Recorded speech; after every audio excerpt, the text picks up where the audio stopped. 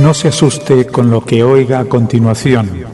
Es el eco del pasado cuando empezaron las emisiones de Radio Sefarad a finales de enero del 2004 y cuyos informativos semanales hemos reunido para revivir lo que entonces pasaba desde la perspectiva de nuestro tiempo. En Radio Sefarad, noticias. Saludos y bienvenidos una semana más a las noticias comentadas de Radio Sefarad. El domingo 5 de septiembre se celebró la 5ª Jornada Europea de la Cultura Judía. A lo largo de todo el día, en diversas ciudades de España, al igual que en el resto de Europa, se celebraron actos de toda índole. Visitas a museos en puertas abiertas, proyección de películas, conferencias, representaciones teatrales o conciertos. En Madrid, la jornada se celebró en la sinagoga Bet Yaakov, con una conferencia del presidente de la Federación de Comunidades Judías de España, Jacobo Israel Garzón, y el miembro de la Junta Directiva de la Comunidad Judía de Madrid, Uriel Macías. La conferencia Logros y desafíos de la Comunidad Judía de Madrid para el siglo XXI fue seguida de una visita guiada a la sinagoga. En su intervención, el presidente de la Federación destacó como uno de los principales desafíos de la comunidad judía el problema de la seguridad. Sin seguridad no hay existencia, dijo Jacobo Israel. Asimismo, subrayó la importancia de la neutralidad del Estado en materia religiosa y la aplicación del mismo código a todas las religiones, basándose en la Constitución de 1978. Otro de los retos mencionados en la conferencia fue la necesidad de comunicación con la sociedad y puso como ejemplo de los esfuerzos en este sentido la creación de Radio Sefarad. Continuamos en España, nuevas medidas contra el terrorismo. El ministro de Exteriores español, Miguel Ángel Moratinos, anunció hoy en la tercera conferencia de embajadores, celebrada en Madrid, que ha encargado a los responsables de seguridad de su departamento un plan de lucha contra el terrorismo, tanto de ETA como internacional. El titular de Exteriores apuesta por movilizar todos los recursos disponibles para hacer frente al terrorismo junto con una rápida respuesta de las instituciones europeas y advirtió que esta lucha debe incorporar una dimensión social, cultural y económica. Moratinos adelantó que uno de los objetivos del Plan General de Lucha contra el Terrorismo Internacional es que en nuestra política se construya una alianza estratégica con los países musulmanes, después de afirmar que estos están resueltos contra la amenaza del terrorismo. Nos trasladamos ahora a Oriente Próximo. Habrá valla de seguridad en la frontera sur de los territorios palestinos con Israel. El objetivo, evitar ataques como los de la semana pasada. Israel comienza la construcción del tramo sur de la valla de seguridad para proteger la ciudad israelí de Beerseba. Las obras son una respuesta directa al ataque suicida que 2 terroristas palestinos perpetraron la semana pasada en dicha ciudad, causando una masacre al hacer explotar 2 autobuses de pasajeros. Por otra parte, la organización terrorista palestina Hamás ha acordado participar en las primeras elecciones municipales de la Autoridad Nacional Palestina en 30 años, que tendrán lugar en fecha indeterminada el próximo invierno. El grupo fundamentalista islámico considera que estas elecciones suponen un medio para poner las bases de una comunidad basada en los principios de libertad, estabilidad y justicia. Los muertos constituyen el mejor argumento jurídico que justifican la construcción de la valla de seguridad. Sería conveniente que así lo consideraran los jueces del Tribunal de la Haya, que se olvidaron de mencionar este hecho en el dictamen. En cuanto a Hamás, si su participación como partido político significa el cese de sus actividades terroristas o si simplemente es una acción complementaria a sus bombas, es el elemento decisivo para considerar seriamente esta actitud del más virulento grupo terrorista palestino. Rusia e Israel ampliarán la cooperación en la lucha contra el terrorismo. Se lo contamos. El ministro de Relaciones Exteriores de Rusia, Sergei Lavrov, llega a Israel para reunirse con el presidente Moshe Katsav y el ministro de Relaciones Exteriores, Silvan Shalom, para discutir los alcances de la tragedia de la escuela de Beslan y el proceso político de Medio Oriente. Lavrov se encontrará con el primer ministro Ariel Sharon para proponerle una cooperación bilateral sin precedentes en la lucha contra el terrorismo. El coronel de reserva israelí, Efraim Mijaeli, exagregado militar en Moscú, manifestó que los rusos ven a Israel como una potencia en la lucha contra el terrorismo, según informa el periódico israelí Aurora. Mientras tanto, en Beslan continúan los entierros de las víctimas. El número de cadáveres ha llegado a los 600 y se estiman 260 desaparecidos, en su mayoría niños. Los 2 países más castigados por el terrorismo islamista tienen, desgraciadamente, experiencias que intercambiar y esfuerzos que unir. no tienen la posibilidad concreta, como sí parece tener Francia, de comprar la vida y la libertad de sus ciudadanos a cambio de dinero. Esta es nuestra próxima noticia. El grupo terrorista Ejército Islámico de Irak exige $5 millones y un plazo de 48 horas para que se cumplan sus peticiones como condición para liberar a los 2 periodistas franceses secuestrados. Un grupo con el mismo nombre envió previamente un vídeo a la cadena de televisión por satélite Al Jazeera, en el que ambos rehenes se enviaban un mensaje. Los autores del comunicado exigieron también una tregua en la persecución del líder de Al-Qaeda, Osama Bin Laden, y la promesa de que no se produjeran acuerdos militares ni comerciales con Irak, peticiones que supuestamente estaban dirigidas a Francia. Continuamos con una noticia controvertida. El gobierno de Irak prohíbe la cadena árabe Al Jazeera. Las fuerzas de seguridad iraquíes asaltaron las oficinas de Al Jazeera en Bagdad y sellaron sus dependencias después de que el gobierno iraquí prohibiera a la televisión emitir en el país. El cierre se produjo tras un fin de semana muy violento en todo el país. Funcionarios iraquíes manifestaron que Al Jazeera había sido cerrada indefinidamente por haber ignorado la primera prohibición. Robert Menard, de Reporteros Sin Fronteras, dijo que la prohibición contradice las declaraciones oficiales de Irak sobre la democracia. Otros grupos de comunicación, incluido el Comité para la Protección de Periodistas, con sede en Nueva York, también criticaron la prohibición. Un portavoz de la cadena Al Jazeera declaró: "Creemos que lo que pasa en Irak es muy importante para el mundo árabe y debe ser cubierto de una manera objetiva y equilibrada". Nos hacemos la siguiente pregunta. ¿Se trata de una actitud que vulnera la libertad de expresión o que silencia una emisión que da cabida a los mensajes del terrorismo islámico? En Argentina, malestar en la comunidad judía por el irresuelto caso Amian. Los líderes de las instituciones judías más representativas han manifestado que el proceso judicial sobre los atentados de la AMIA ha sido una pérdida de tiempo. 10 años después de los atentados y tras 3 años de proceso judicial, la justicia argentina absolvió a los 5 acusados de complicidad en los ataques. En el veredicto de una de las causas más polémicas y complejas de la historia judicial argentina, se acusa a jueces, abogados y políticos implicados en las investigaciones de torpedear la acción de la justicia. El juicio fue una pérdida de tiempo, declararon líderes de la DAIA, la organización que representa políticamente a la comunidad judía argentina. Los dirigentes de la citada organización manifestaron que el juicio fue como un circo. ¿Qué otra cosa se podía esperar después de 10 años de devaneo jurídico donde ninguna de las abundantes pruebas presentadas fue considerada por los jueces? Les contamos ahora de temas más alegres. Entre nuestras noticias culturales destacamos una de Alemania. El Museo Judío de Berlín es uno de los más concurridos del país. Recibió ya más de 2 millones de visitantes desde su fundación hace 3 años, estableciéndose como uno de los más concurridos de la capital alemana. El tercer aniversario de la apertura del emblemático edificio, diseñado por el arquitecto Daniel Libeskind, se cumplirá el próximo lunes. Por ese motivo, la entrada a la exposición permanente será gratuita ese día. Del 6 de octubre al 16 de enero, el museo mostrará una exposición sobre familias de la burguesía judía del siglo XIX y comienzos del XX. Entre otros, se muestran objetos relacionados con la familia del editor Moshe y del pintor Max Liebermann. En la muestra, además de imágenes de familias, se expondrán vestidos, objetos del día a día y recordatorios. Continuamos con noticias de índole cultural. De Moscú nos llegan noticias de una importante feria del libro judío. Más de 2.000 libros fueron presentados en la Feria del Libro Judío de Moscú. El evento, que dura 5 días, es la mayor muestra de libros judíos en lengua rusa que se haya organizado jamás. La feria incluye presentaciones de libros, conferencias y charlas con los escritores y traductores, y conciertos de bandas locales de música klezmer.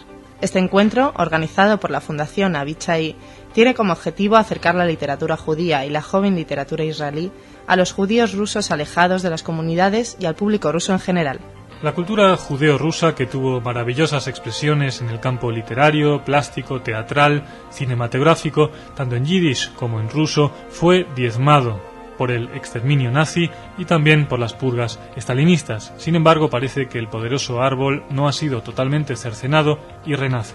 En Francia, el prolífico y siempre exitoso Spielberg recibe un nuevo premio. El cineasta Steven Spielberg fue condecorado con la insignia de Caballero de la Legión de Honor, una de las más altas distinciones en Francia, por el jefe de Estado galo Jacques Chirac, en el Palacio del Elíseo. Spielberg, que ha presentado su último trabajo, La Terminal, en el Festival de Cine Americano de Deauville y en el Festival de Venecia, se desplazó a París para recibir el galardón. El director de La Lista de Schindler declaró tras la ceremonia que por encima del SIDA y el cáncer, la mayor epidemia es ahora el odio. Tras saludar los esfuerzos de Chirac contra el antisemitismo que sacude Francia, el cineasta destacó que hay que trabajar muy duro para que la gente comprenda que hay que celebrar las diferencias y no condenarlas. Bien, concluimos así nuestra síntesis de noticias comentadas. Sigan disfrutando de nuestra programación en Radio Sefarat. Gracias y hasta mañana.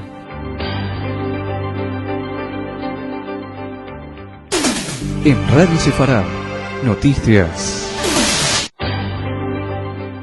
Hola, bienvenidos. Los grupos parlamentarios apuestan por seguir investigando los atentados del 11 de marzo. Los grupos parlamentarios decidieron el martes, por unanimidad, prorrogar los trabajos de la comisión que investiga los atentados del pasado 11 de marzo en Madrid, según informó el presidente de la comisión, Paulino Rivero. Todas las formaciones políticas presentes en la comisión consideran que sería un error cerrar las investigaciones cuando persisten muchas preguntas sin respuesta sobre la trama terrorista del 11M. Los diputados del Partido Popular reclaman que la comisión continúe las investigaciones hasta que se aclare toda la verdad. Mientras tanto, los diputados del Partido Socialista consideran que a partir de ahora la investigación debe mirar hacia atrás e intentar desvelar los puntos oscuros de la trama del atentado, como la actuación de la Guardia Civil y la Policía y las conexiones del comando islamista con el tráfico de drogas y la delincuencia común. Después de un verano lleno de desavenencias y polémicas baldías, los partidos políticos han llegado a una conclusión común. La comisión de investigación ha servido muy poco al esclarecimiento de los atentados de marzo. Más allá del partidismo reinante, los grupos políticos deberían tomar el modelo de la investigación sobre el 11S de los Estados Unidos como referente a seguir e intentar responder los múltiples interrogantes abiertos sobre la autoría de los atentados. En Oriente Próximo, nuevo golpe del ejército de Israel contra la organización terrorista Hamás. El ejército israelí ataca con helicópteros Apache un campo de entrenamiento terrorista instalado por el movimiento de resistencia islámica Hamás en el barrio de Tufa, en Gaza. El resultado de la operación fueron 14 activistas de Hamás muertos y más de 25 heridos. El campo de entrenamiento terrorista, que lleva el nombre del jeque Ahmed Yassim, fue instalado hace 2 meses por Hamás y se encontraba en ese momento lleno de gente. Este ataque es considerado como la respuesta de Israel al ataque suicida de la semana pasada en 2 autobuses de pasajeros en la ciudad de Beersheba, que se saldó con 17 muertos. Hasta que no se reanuden seriamente las conversaciones de paz entre israelíes y palestinos, estos hechos se seguirán produciendo, sobre todo si se trata de campos de entrenamiento de terroristas que no suponen para los israelíes un motivo de tranquilidad.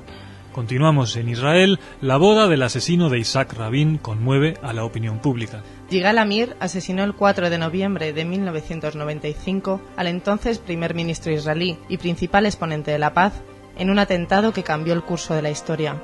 El condenado cumple cadena perpetua y la boda con su novia Larissa Trinbobler se llevó a cabo por poderes, cumpliendo con todos los requisitos exigidos legalmente por el Estado de Israel.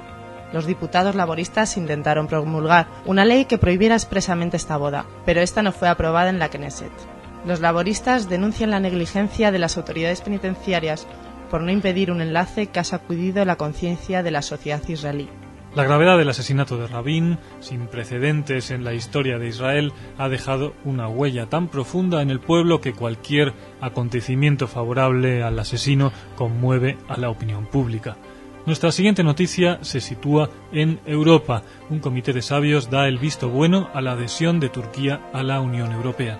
Una comisión de notables formada por 9 dirigentes políticos europeos apuestan por el ingreso de Turquía en la Unión Europea. El informe presentado en Bruselas por esta comisión llega un mes antes de que la Unión difunda si Turquía cumple los requisitos políticos y económicos para iniciar las negociaciones de adhesión. Según los autores del informe, Turquía es un país grande, pobre y musulmán, pero su adhesión a la Unión Europea sería una prueba innegable de que Europa no es un club cristiano cerrado. Otra de las conclusiones de los expertos es que la presencia de Turquía en la Unión Europea daría a Europa más respeto y credibilidad en Oriente Próximo y podría favorecer la pacificación de la región, dadas las buenas relaciones que mantiene el régimen de Ankara con palestinos e israelíes. Entre los factores que desaconsejan la adhesión turca figura el temor al auge del radicalismo islámico. Aparte de todos los factores favorables desde el punto de vista político, cultural y social de la incorporación de Turquía a la Unión Europea, no estaría mal recordar que habría una ampliación de 60 millones de consumidores más. Cambiamos de tema, los judíos italianos homenajean a las víctimas de los atentados de Beslan. Se lo contamos. Durante la celebración de las quintas Jornadas Europeas de la Cultura Judía el pasado domingo, los dirigentes comunitarios italianos recordaron a los muertos de los atentados de Beslan y expresaron su solidaridad con las víctimas. En estos tiempos lacerados por la violencia, la cultura es la única arma defensiva de la democracia, declaró en la ciudad de Pisa Amos Lusato, presidente de la Unión Italiana de Comunidades Judías. En Milán, el rabino Giuseppe Lauras manifestó que la matanza de Beslan le trajo recuerdos del Holocausto y llamó a un diálogo con los musulmanes moderados. Seguimos en Europa, la sinagoga de Lisboa celebra su centenario. Se conmemora el primer siglo de existencia de la sinagoga de Lisboa, conocida como Shaarei Tikvah. El acto contará con la asistencia de personalidades portuguesas como el presidente de la República, Jorge Sampaio, cuya abuela materna fue una activista judía, o el gran rabino sefardí, Shlomo Moshe Amar. Esta sinagoga fue la primera que se construyó en Portugal después de la expulsión de los judíos en 1497. A la celebración asistirán también el presidente de la comunidad islámica, así como el imán de la comunidad árabe portuguesa. La presencia judía en Portugal a través de los cristianos novos se prolonga hasta la fecha. Los descendientes de los conversos sefardíes de 1497 se extienden hasta la actualidad. La admisión pública del judaísmo en Portugal está señalada por la fundación de esta sinagoga centenaria. La cultura judía renace en Kiev, en Ucrania, con la celebración de un encuentro teatral. Un nuevo festival de teatro judío se inaugura en Kiev. El festival está organizado por grupos judíos ucranianos, asociaciones culturales y el gobierno de Ucrania. Profesionales y amateurs de distintos colectivos teatrales participarán en este festival internacional que desarrolla temas relacionados con la historia del teatro judío. El festival comenzará el próximo domingo y es apoyado por la comunidad judía local, una buena oportunidad para ahondar en las raíces históricas del teatro judío. La antigua y poderosa cultura judía ucraniana, luego del trágico paréntesis que significó la barbarie nazi y rematada por la política estalinista, renace con este tipo de iniciativas. No la han podido eliminar. Terminamos hoy en España con dos noticias de alto significado histórico. Comienza en Córdoba un congreso internacional que recuerda al filósofo y médico judeo-español Maimónides. Al Congreso Internacional Maimónides y su época asistirán profesores de Reino Unido, Israel, Estados Unidos, Francia y España, entre otros países, quienes exploran el riquísimo legado intelectual de un pensador que brilló entre los campos del derecho, la medicina, las matemáticas, la astronomía y la filosofía. Carlos del Valle, experto en literatura hebrea española del CSIC y coordinador del Congreso, declaró que la importancia del legado de Maimónides está en su pensamiento, según el cual la evolución de la humanidad depende de la evolución de su ética, ideas que pueden ser muy útiles en un mundo que se desangra por la violencia desde el 11 de septiembre. El Congreso ha sido organizado por la Sociedad Estatal de Conmemoraciones Culturales y el Ayuntamiento de Córdoba. La Universidad de Córdoba y el Ayuntamiento de Lucena también han colaborado en esta iniciativa. Maimónides, el Rambán, gloria del pensamiento judaico, tiene sus raíces en la Córdoba de las Tres Culturas. Bien hacen las autoridades actuales de la ciudad en celebrar su nombre como ejemplar personaje de su historia. Mientras tanto, en Béjar tiene lugar un curioso encuentro. Los días 6 y 7 de septiembre se ha celebrado en la localidad salmantina de Béjar un encuentro de personas con apellidos Béjar, de Béjar o bejarano. La cita no corresponde a una reunión de migrantes naturales de la ciudad, sino al encuentro, coincidiendo con la inauguración del edificio que alberga el Museo Judío, de aquellos que portan en sus apellidos estos nombres, de origen sefardí y vinculados con la ciudad. La Fundación Melul ha financiado conjuntamente con la Federación de Comunidades Judías de España la construcción del Museo Judío de Béjar.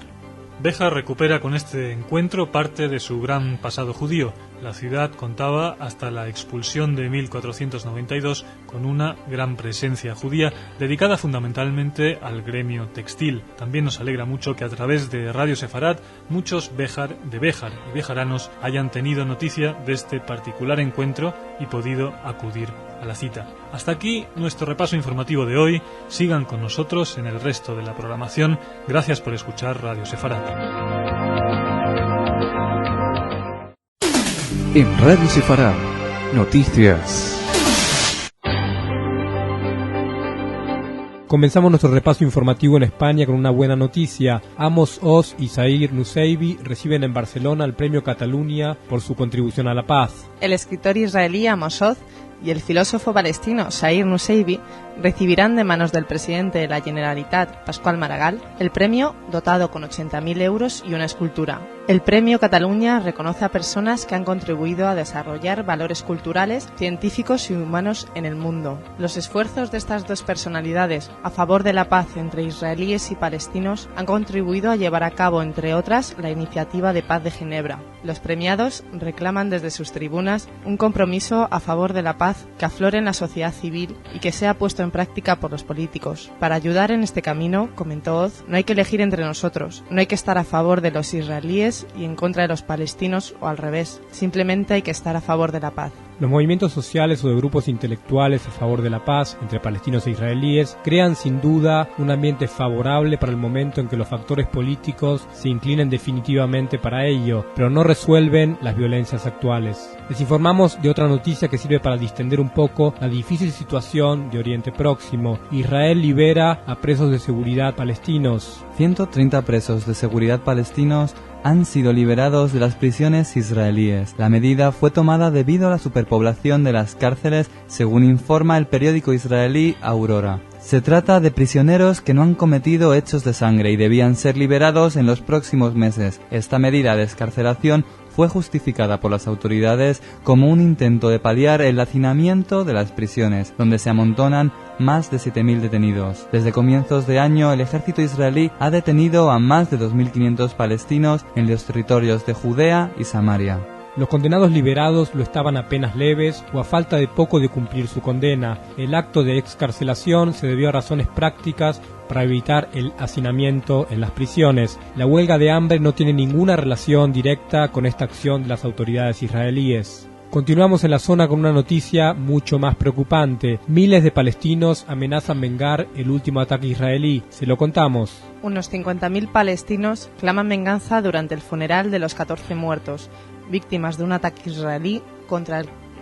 Unos 50.000 palestinos claman venganza durante el funeral de los 14 muertos, víctimas de un ataque israelí contra un campo de entrenamiento terrorista de Hamás en la Franja de Gaza. Este crimen no pasará sin castigo, declaró el portavoz de Hamás, Mushir al-Masri. El primer ministro palestino, Adnet Khurey, lejos de intentar apaciguar los ánimos, respaldó la ira de los integristas al anunciar: seguro que habrá una represalia, seguro que la habrá y esta estará justificada. Mientras tanto, cerca del puesto de control de Baqa al-Sharqiya, próximo a la línea verde, un coche bomba estalló junto al paso de una patrulla de las fuerzas del ejército israelí. El conductor del vehículo murió como resultado de la explosión. No se registraron víctimas israelíes. Sería justo evaluar los sentimientos de los familiares de las víctimas israelíes que se hubieran producido por causa de la acción de los terroristas eliminados en el campo de entrenamiento de Hamás. Las represalias anunciadas por el primer ministro palestino no necesitan ninguna justificación. Las acciones de los integristas islámicos en todo el mundo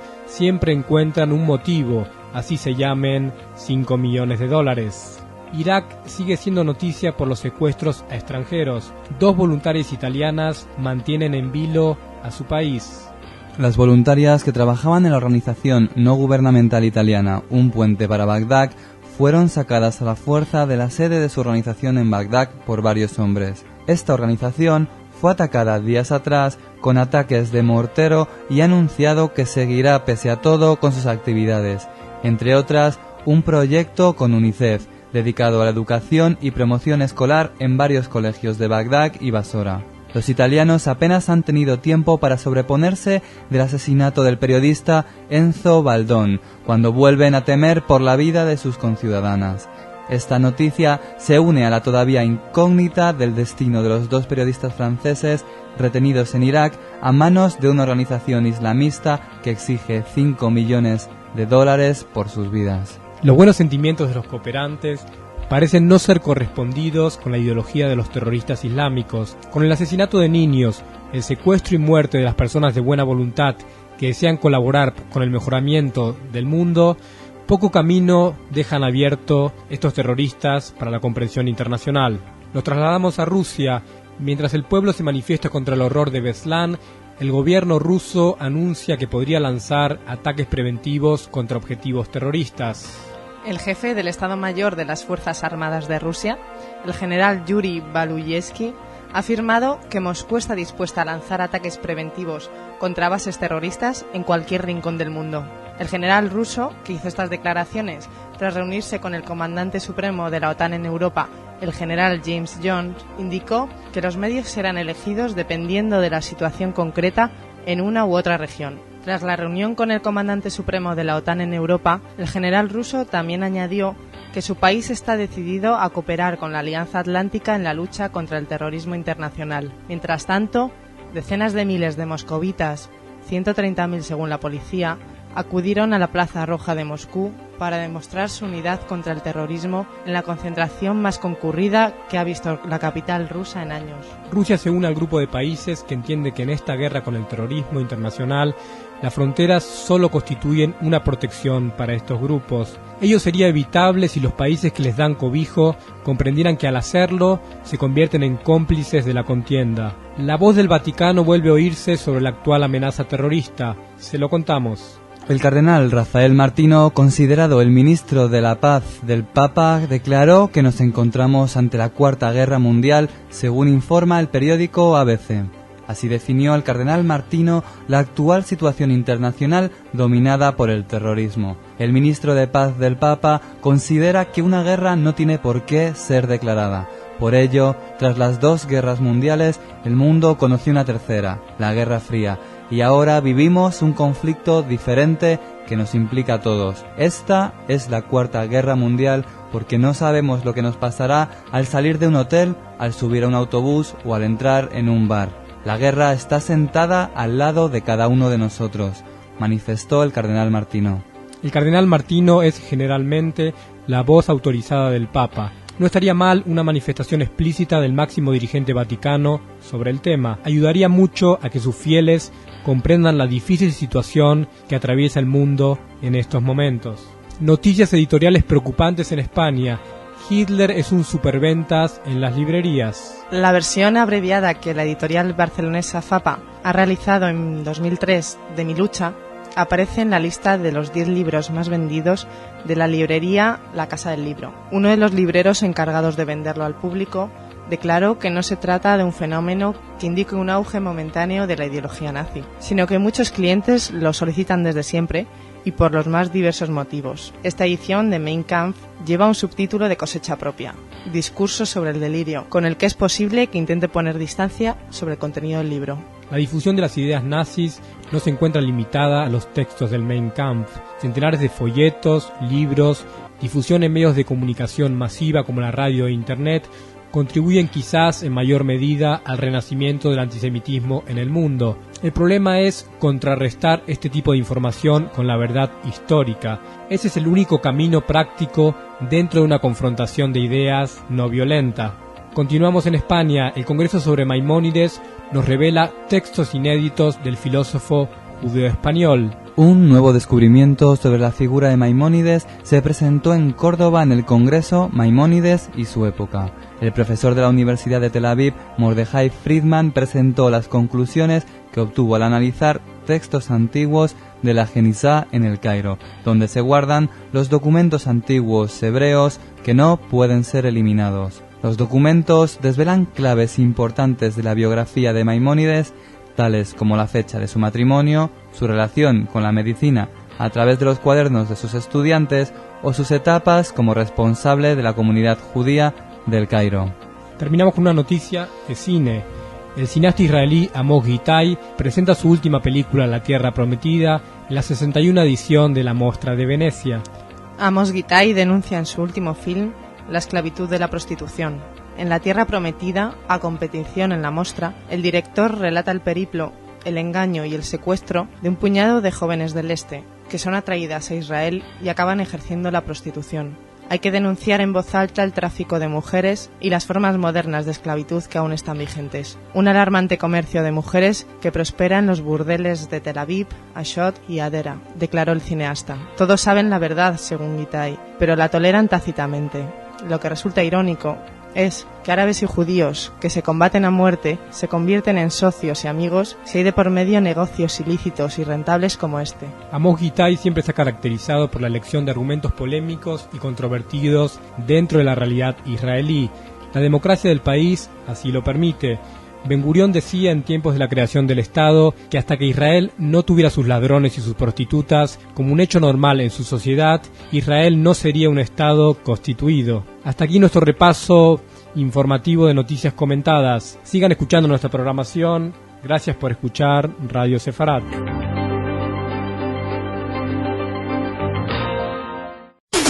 En Radio Sefarad, noticias. Comenzamos nuestro repaso informativo en España. Denuncian a presos islamistas por dificultar la convivencia en una prisión. Un grupo de 110 presos musulmanes impone sus reglas en la prisión de Topaz, Salamanca, donde han convertido la sala de lectura en una mezquita en la que no puede entrar ningún interno que no profese su religión, según informa el periódico El Mundo. Los presos españoles y los funcionarios de prisiones también denuncian que el muecín les despierta antes de medianoche y sobre las 6 de la mañana para llamar a los fieles musulmanes a la oración. Los enfrentamientos entre este núcleo de presos islamistas y el resto de internos se han ido agravando, lo que ha llevado a las autoridades penitenciarias a separarlos en distintos módulos. El grupo de presos islamistas ejerce además fuertes coacciones sobre otros reclusos marroquíes que acaban rezando aunque no sean practicantes. El derecho al libre ejercicio de la religión de cada habitante de España está garantizado. Ello no significa que se debe practicar la coacción para aquellos que aún perteneciendo a una fe no la practican, y menos entrometerse en la vida de terceros, aunque estén alojados en la misma cárcel. Nos trasladamos a Oriente Próximo. El primer ministro israelí anuncia que la valla de seguridad se acercará a la línea verde. Sharon solicita al titular de defensa, Shaul Mofaz, que la valla de seguridad de Cisjordania se acerque a la línea verde que delimitaba Israel y Cisjordania antes de la guerra de 1967, siguiendo con la indicación del Tribunal Supremo de Jerusalén. Sharon incluyó 3 excepciones para los bloques de asentamientos de Ariel, Maale Adunim y Gush Etzion. Entre los israelíes, un 80% de la población apoya la construcción de la valla, ya que opinan que dificulta los atentados terroristas en Israel. El nuevo trazado será presentado a la administración Bush y posteriormente al gobierno israelí. Esto es una demostración del imperio de la ley en Israel, donde inclusive una cuestión tan delicada como la seguridad se debe inclinar ante las decisiones de la justicia. Israel es también noticia por su solidaridad con las víctimas del terrorismo. Niños de Beslam recibirán tratamiento médico en hospitales israelíes. Un primer grupo de 10 niños heridos de gravedad durante la masacre terrorista de la escuela de Beslan en Osetia del Norte, en el sur de Rusia, arribarán en los próximos días para ser atendidos en hospitales israelíes, según informó la radio de Israel. El fondo Michael Chernoy, que provee ayuda a las víctimas del terrorismo en Israel, ha donado cerca de $250,000 shekels para traer a los niños y otorgarles tratamiento. Rusia aún no ha respondido a la oferta israelí de enviar ayuda a los heridos de Beslan. La solidaridad entre las víctimas del terrorismo debe ser, como en este caso, internacional, tanto en lo referente a sus consecuencias como en la lucha contra el propio terror. En la Autoridad Nacional Palestina se vuelve a repetir la renuncia de Abu Alá. Se lo contamos. Abu Alá anunció su dimisión en la reunión con los ministros del Gabinete Nacional, a los que también pidió la dimisión, según informa el periódico La Razón. El punto de la divergencia entre Abu Alá y Arafat es que el primer ministro se niega que el gobierno palestino vaya a una reunión de los países donantes que se celebrará este mes en Nueva York, si no se excluye en la misma un debate sobre la creación de un Estado palestino independiente en Cisjordania y Gaza, tal y como contempla el Plan de Paz del Cuarteto de Madrid, conocido como la hoja de ruta. La inestabilidad de los gobiernos de la Autoridad Nacional Palestina, sometida en realidad a la voluntad omnímoda de Arafat, constituye uno de los elementos que dificultan la llegada de cualquier acuerdo de paz estable. Continuamos en la zona. Siria se niega a retirarse del Líbano, desafiando una resolución de Naciones Unidas. La resolución, promovida por Estados Unidos y Francia y respaldada por Reino Unido, Alemania y España, otorga al gobierno de Beirut la plena soberanía e independencia política.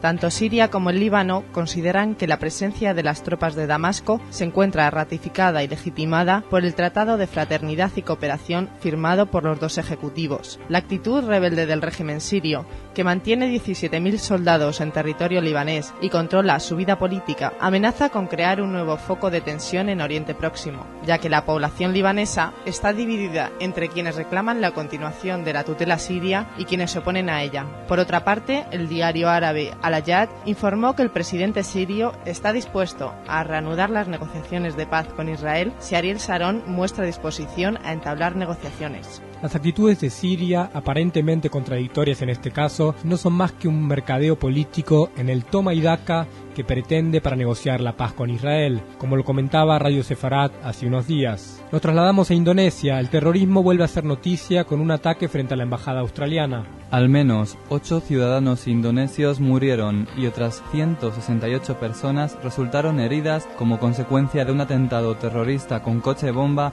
en las cercanías de la embajada australiana en Yakarta, Indonesia, según han declarado el primer ministro australiano John Howard y las autoridades indonesias. Según la policía del país, el atentado lleva la huella de un terrorista malasio, Azahari, líder de un grupo relacionado con Al-Qaeda.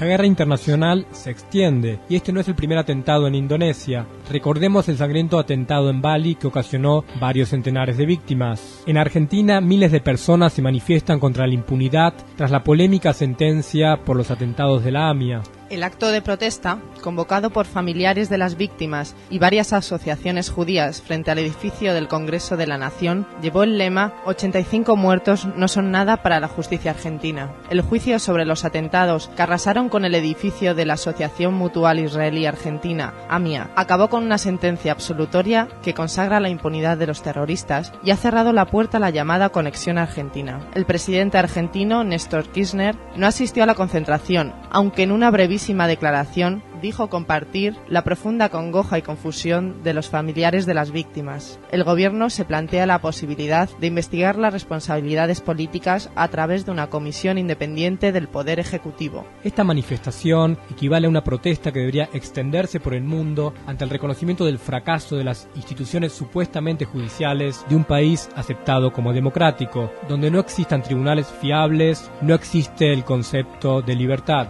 Terminamos con una noticia curiosa. El fútbol inglés recuerda el horror de los campos de concentración nazis. La selección inglesa de fútbol visita Auschwitz antes del partido contra Polonia por la clasificación del Mundial de Fútbol. El capitán David Beckham fue uno de los jugadores y miembros del staff técnico que visitó el campo de concentración. La visita a Auschwitz surgió como una iniciativa de varios jugadores que solicitaron al entrenador Goran Eriksson que su viaje a Polonia incluyera esta visita al lugar donde fallecieron asesinadas por los nazis 1,5 millones de personas, entre ellas un 90% eran judías. Los futbolistas ingleses, con nuestro conocido Beckham a la cabeza, han dado un ejemplo de sensibilidad a seguir por muchos que ignoran el alcance del genocidio nazi. Hasta aquí nuestro repaso informativo de hoy. Los invitamos a continuar escuchando nuestra programación. Gracias por escuchar Radio Sefarad.